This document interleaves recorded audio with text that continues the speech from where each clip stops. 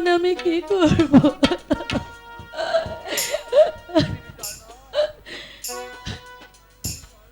বিবি জয়নব, আমাকে আপনি ভুল বুঝবেন না। আমি যে হুকুমের দাস। যদিও আপনার দুঃখ শেষ হয়নি, তবু আমি আসলাম। আপনি অবাই দিলে আমি একখানা কথা বলতে চাই। ঠিক আছে, বলুন, কি বলবেন? ওই সম্রাট এজিদ আপনাকে বিয়ের পয়গাম পাঠিয়েছে।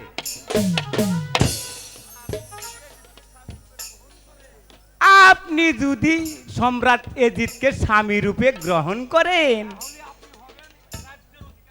আপনি হবেন এই বিশাল রাজ্যের অধিকারী।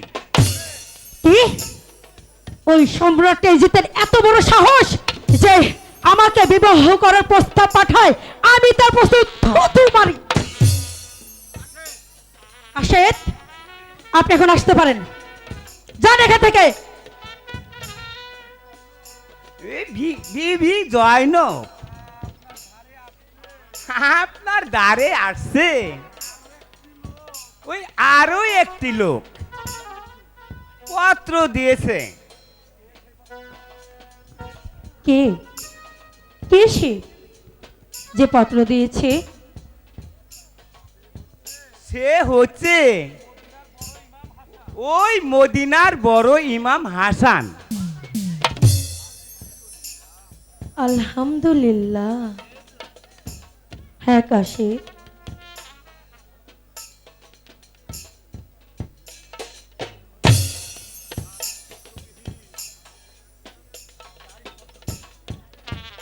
যার স্পর্শবিহীন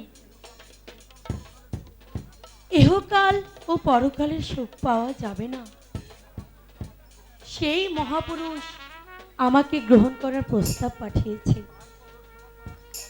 তার পদসেবা করার সৌভাগ্য কি আমার হবে?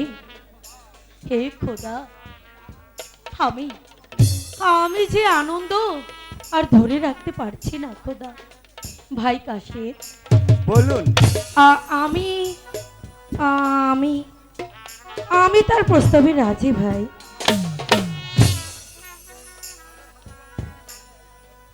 আমি আমি তার চরণে হাজার হাজার বার সেলাম করি।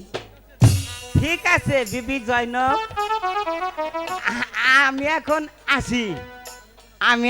আসি।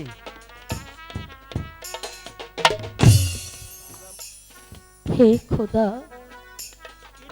তোমার রহমতের শেষ নেই। এমন মহামানবের পদ সেবা করার সুযোগ তুমি আমাকে করে দিয়েছো। তোমার দরবারে কোটি কোটি শুকরিয়া খোদা, কোটি কোটি শুকরিয়া খোদা, কোটি কোটি শুকরিয়া।